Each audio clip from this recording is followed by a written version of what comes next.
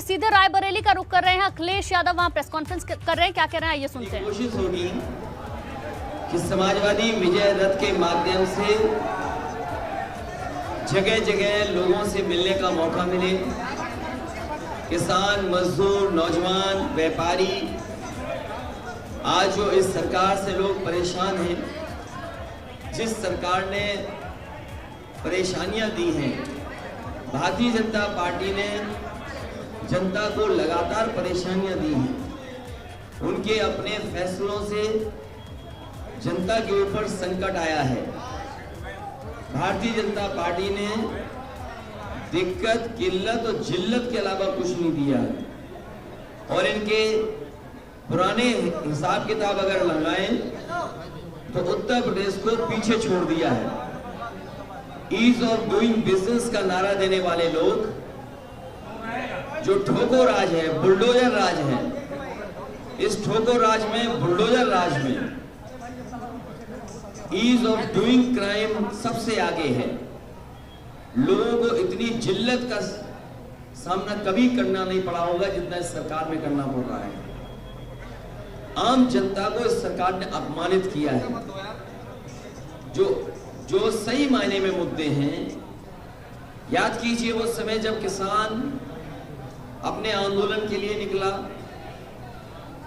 3 कानून ला दिए गए, सरकार को वोट का डर सताया, तीनों कानून वापस हो गए। जिस समय समाजवादी विजय रथ पूर्वांचल एक्सप्रेस पर दौड़ा और जनता का समर्थन मिला, गाजीपुर से लेकर के लखनऊ तक जो समर्थन किसानों का, व्यापारियों का, नौजवानों का मिला, और गाजीपुर से लेकर के गाजीपुर बॉर्डर तक और दिल्ली तक आवाज पहुंच गई, उसी दिन तीनों कानून वापस हो गए।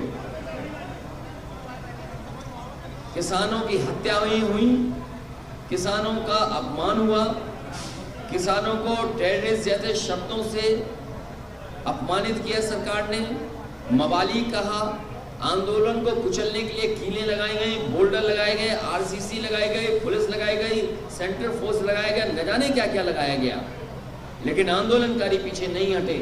और उत्तर प्रदेश में जो घटना हुई, जहां पर किसानों को जीभ से कुचल दिया गया, अगर इतिहास पलट करके भारत का देखें तो जलियांवाला बाग याद आता है, जब अंग्रेजों ने सामने से गोली मारी थी, लेकिन भारतीय जनता पार्टी ने पीछे से आकर के किसानों पर जीप चढ़ा दी। आज जांच रिपोर्ट सामने है, दोषी लोगों पर अभी तक कोई कार्रवाई नहीं हुई है, मंत्री के राज्य मंत्री बर्खास्त नहीं हुए हैं, जिन पर आरोप हैं उनके घरों पर बुलडोजर नहीं चले हैं। ये सरकार कैसी है? भेदभाव से काम कर रही है, जात के आधार पर भेदभाव है। और जैसे ही चुनाव करीब आता है, भारतीय जनता पार्टी धार्मिक चश्मा लगा लेती है, हर चीज को उस चश्मे से देखने लगती है। लेकिन उत्तर प्रदेश की जनता तैयार है। इस बार वो उत्तर प्रदेश से भारतीय जनता पार्टी का सफाया करने के लिए, उत्तर प्रदेश से भारतीय जनता पार्टी का पूरी तरीके से सफाया होगा, बदलाव होगा। जनता परिवर्तन के लिए तैयार है, बेरोजगार नौजवान तैयार हैं। कल की घटना जहां पर देश के बड़े बड़े नेता एक मंच पे थे, क्या जनता को कितनी बार आप झूठ बोलेंगे? जनता को और पिछड़ों को, खासकर निषाद समाज के लोगों को ये भारतीय जनता पार्टी ने धोखा दिया और कहा कि आपकी सभी समस्याओं का समाधान होगा।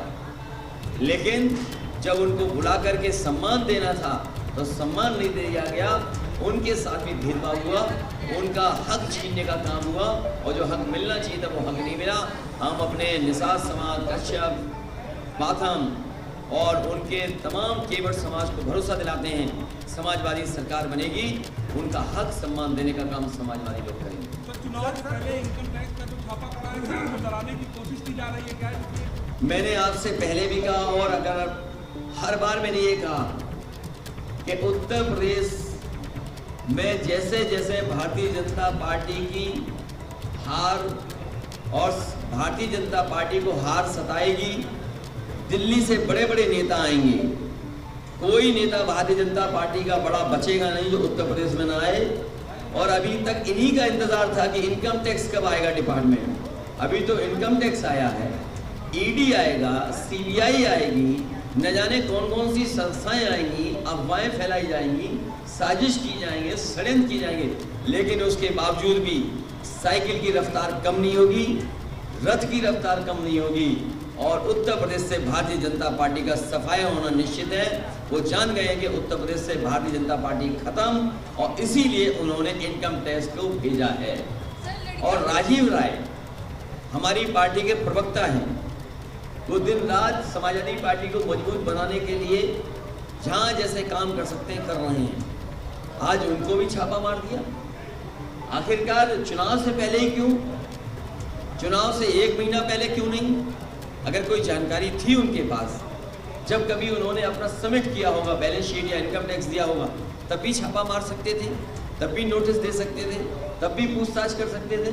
लेकिन जैसे ही चुनाव करीब आया है, ये डिपार्टमेंट भी अब चुनाव लड़ने उत्तर प्रदेश में आ गया। और आप लोग भी सच दिखाते हो, तो आप जानते हो सच दिखाने पर क्या होता है।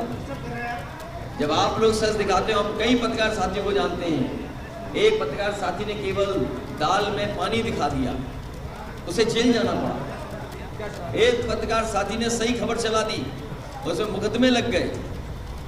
तो कोई भी इस सरकार में सुरक्षित नहीं है। जो सरकार से टकराएगा, सरकार उसके खिलाफ कार्रवाई करेगी।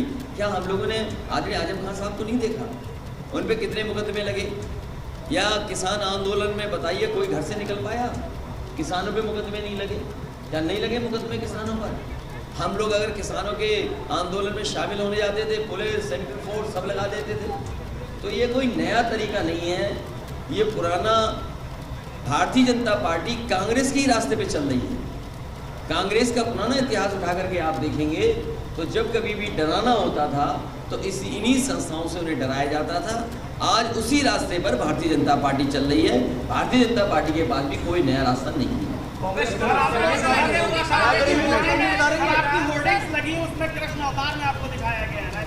ये तो अच्छी बात है, ये तो अच्छी बात है।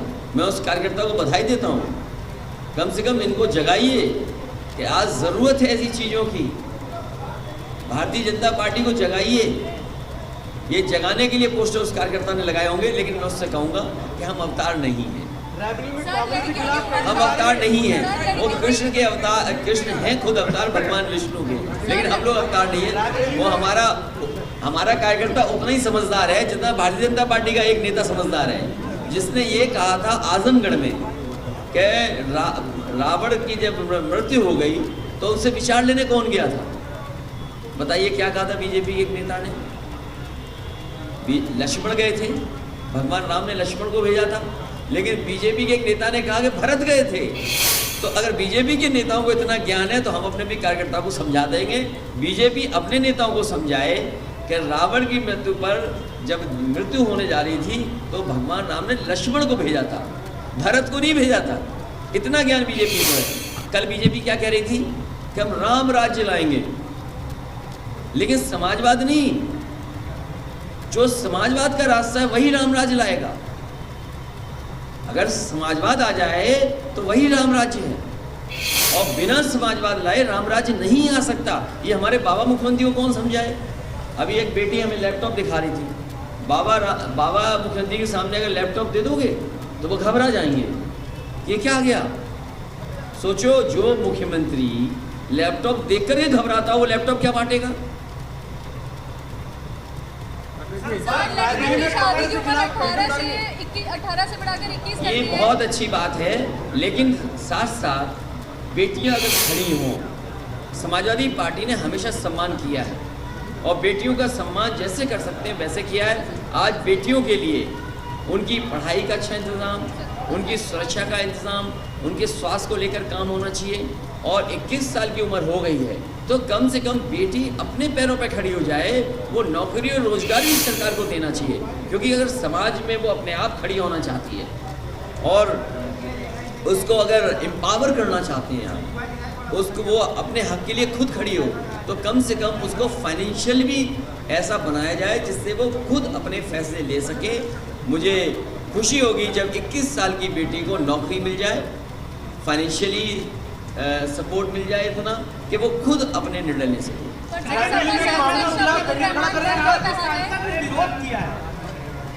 देखिए वो सांसद जी समझ नहीं पाए होंगे क्या क्या कहना है सर, उन्हें, उन्होंने लेकिन कहा था कि समाजवादी आबादी पार्टी बढ़ की जाएगा। सांसद क्या कह रहे हैं सवाल ये नहीं है, सवाल ये है कि समाजवादी पार्टी क्या कह रही है।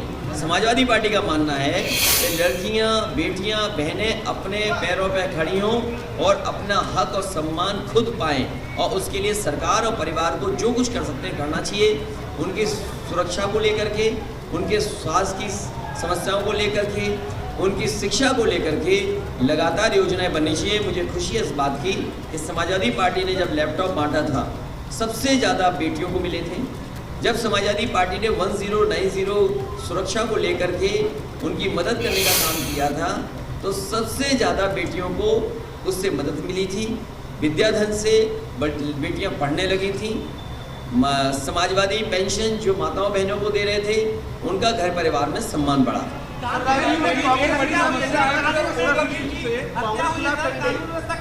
समाजवादी पार्टी सभी सीटें लड़ेगी। विधानसभा के चुनाव हमारे रायबरेली के पत्रकार साथी जानते हैं, लोकसभा की परिस्थितियां अलग होती हैं, विधानसभा की परिस्थितियां अलग होती हैं।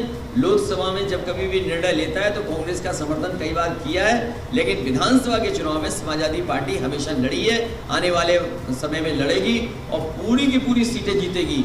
एक बार तो 5 जीत गए थे हम, एक चूक गए थे, इस बार एक सीट की भी चूक नहीं होगी, सभी सीटें समाजवादी पार्टी जीतेगी। प्रदेश में भले ही महंगाई में समाजवादी पार्टी अपने पुराने कार्यकर्ताओं का सम्मान करेगी। वोटर लिस्ट से रायबरेली में कानपुर में वकील की कल हत्या हुई है, कानून व्यवस्था को कैसे देख रही सरकार? जबरदस्त ये ठोको राज में कोई सुरक्षित नहीं है, ये ठोको राज में कोई सुरक्षित नहीं है। जब पुलिस इनकम टैक्स के लिए जाएगी, पुलिस को भेज दोगे इनकम टैक्स के लिए, पुलिस को भेज दोगे सांड पकड़ने के लिए, तो क्या कानून व्यवस्था संभालेंगे आप? तभी मैंने कहा आपसे कि ये ठाठा बाबा हैं, इनको हटाइए उत्तर प्रदेश से। इन्हें जिन्हें लैपटॉप चलाना नहीं आता है, जो लैपटॉप देख करके डरते घबराते हो, वो 100 नंबर 112 क्या समझेंगे? ये बताइए 100 नंबर 112 आधुनिक टेक्नोलॉजी के साथ पुलिस काम कर सके। मेरे ना सुनिए, मेरी बात मत मानिए। 100 नंबर की कोई गाड़ी हो, उस पुलिस के जवान या हेड कांस्टेबल जो चला रहा हो, जो चल रहा हो, उससे पूछिए कि बताइए योजना अच्छी थी कि खराब थी, और किसने कबाड़ा कर दिया वो भी पता लग जाएगा। तो आप मेरी मत मानिए, कम से कम पुलिस से पूछिए क्या ये 100 नंबर व्यवस्था अच्छी थी कि नहीं थी। सर, प्रदेश में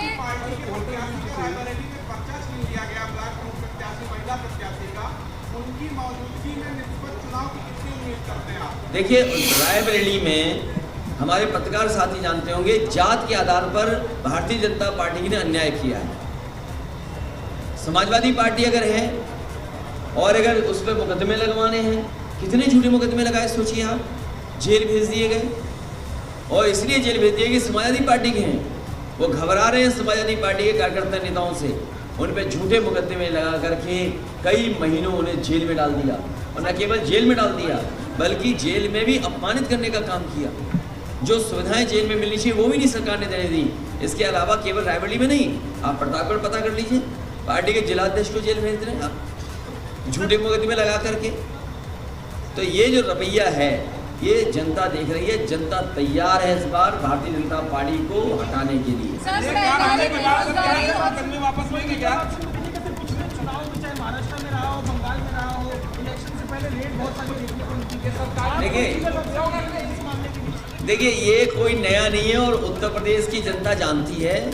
हमारे पत्रकार साथी जो पूछ रहे हैं, बंगाल के चुनाव में क्या हुआ, किस तरीके से केंद्रीय एजेंसियों का मिसयूज हुआ, किस संस्था का मिसयूज नहीं हुआ बंगाल के चुनाव में, परिणाम क्या हुआ वहाँ पर जनता ने जवाब दे दिया, और वहाँ की मुख्यमंत्री आदरणीय ममता बनर्जी पुनः वहाँ की मुख्यमंत्री बन गई।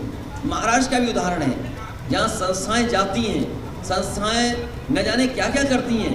क्या आपको वो मामला याद नहीं है, चिलम वाला मामला जो चिलम में डाला जाता है, बम्बई का? अरे भाई एनसीबी का नहीं, चिलम वाला एक मामला।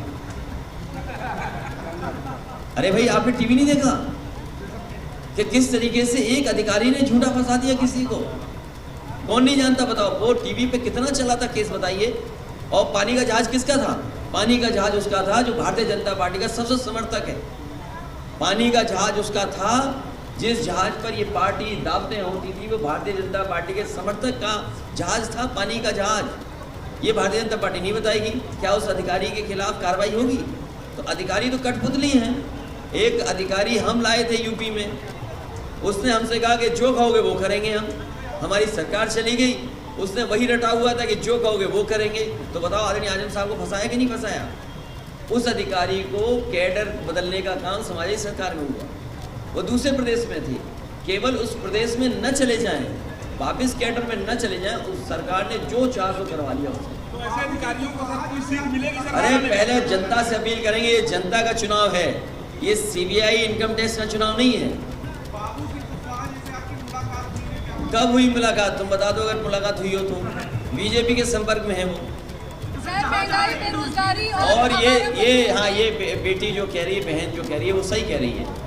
बेरोजगारी महंगाई पर बहस न हो जाए, किसानों को अपनी पैदावार की मूल्य न मिल जाए, उनका डबल न मांग लें कि आय दोगुनी कब करेंगे, इसलिए जानबूझ करके इनकम टैक्स भेजा जा रहा है कि आप भी इनकम टैक्स से पूछो सवाल, हम भी पूछें। अच्छा इनकम टैक्स है, बैलेंस शीट है, दिखाएंगे वो जो जवाब तलब होगा, जो उन्हें दिखाना है वो अपना दिखाएंगे, अपना वकील करेंगे, सब बात है। लेकिन वो लड़ाई हमारी नहीं है। हमारी लड़ाई जो बहन बता रही वही है कि महंगाई कब कम होगी, नौजवानों को रोजगार कब मिलेगा, किसानों की आय दोगुनी कब होगी, और उत्तर प्रदेश से ठाठा बाबा कब विदा होंगे। सर महंगाई, बेरोजगारी पे आपने कहा, पर ये बताइए कि जो धार्मिक स्थल का निर्माण हो रहा है, जो विकास हो रहा है, उसके ऊपर आपका क्या कहना है? इतने सवाल पूछोगी? ये धार्मिक चश्मा भारतीय जनता पार्टी जैसे ही चुनाव आता है लगा लेती है। ये बताइए, प्रधानमंत्री जी ने गंगा में डुबकी लगाई, हमारे उत्तर प्रदेश के मुख्यमंत्री जी ने नहीं लगाई। और कभी सोचो क्यों नहीं लगाई उन्होंने? क्योंकि हमारे उत्तर प्रदेश के मुख्यमंत्री ये जानते थे कि गंगा गंदी है, माँ गंगा की सफाई नहीं हुई है। पूरा यमुना का गंदा पानी गंगा में जा रहा है, पूरा हिंडन का गंदा पानी गंगा में जा रहा है, पूरा काली नदी का गंदा पानी उसमें जा रहा है गंगा में, पूरा गोमती का गंदा पानी गंगा में जा रहा है। वो हमारे माननीय मुख्यमंत्री जी जानते थे कि गंगा में पानी जो बह रहा है वो गंदा है। और अखिलेश यादव को रायबरेली से यहाँ आपने सुना सरकार पर हमला बोलते हुए वो नजर आए। इसके साथ साथ जो छापेमारी अभी चल रही है उसको लेकर भी उन्होंने कहा कि छापेमारी पहले भी तो की जा सकती थी, अब जब चुनाव नजदीक है तभी छापेमारी क्यों हो रही है। इस तरीके से तमाम बातें कहते हुए वो नजर आए।